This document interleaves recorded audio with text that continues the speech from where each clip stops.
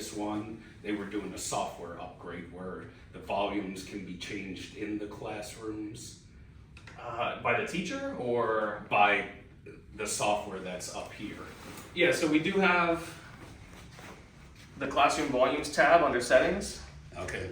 And this will give you, some specific settings depending if you need to adjust intercom and paging, if you want to raise the overall speaker volume, maybe the teacher's microphone is too high. Yeah. You can actually adjust that individually here as well. There's also the different volume controls for the different lines. So the classrooms are going to have an aux cable going to either the smart board or to the teacher's computer. So these, you'll be able to adjust the master volume control for those levels here as well. Okay, yeah, because for like ESE type classes, sometimes they want the volume a little Lower, yeah, on definitely. announcements, so we would go here and turn this down a little bit. Yep, Okay. yep.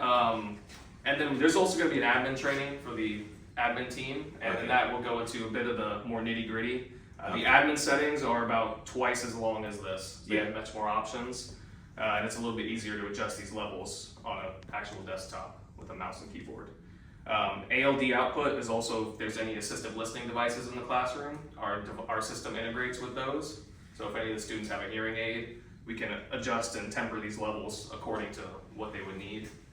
And I think that's everything.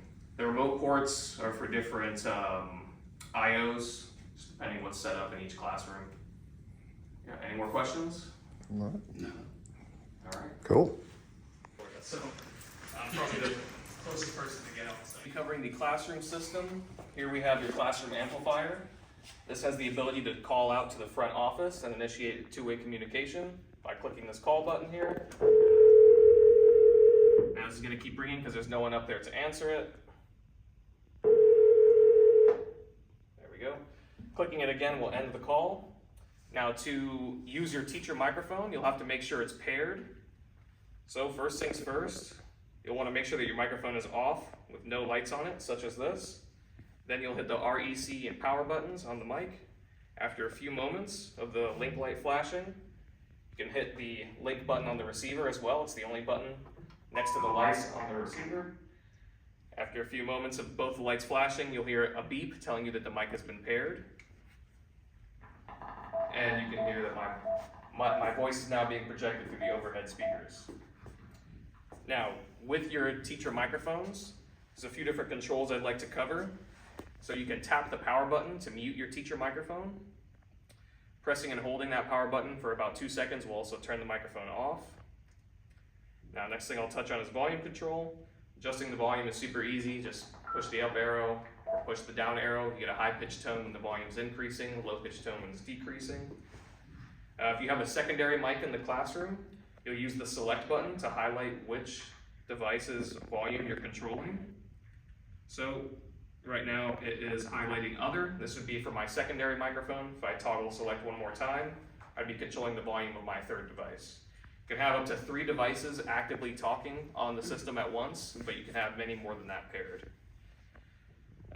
If there is an emergency in the classroom or you'd like to summon admin assistance, there are 2 side buttons on the microphone you can squeeze for 3 seconds. This will send out an alert to that kiosk in the front office and play an alarm up there that will grab everyone's attention. The alert is silent in the classroom, but it is very loud in the front office.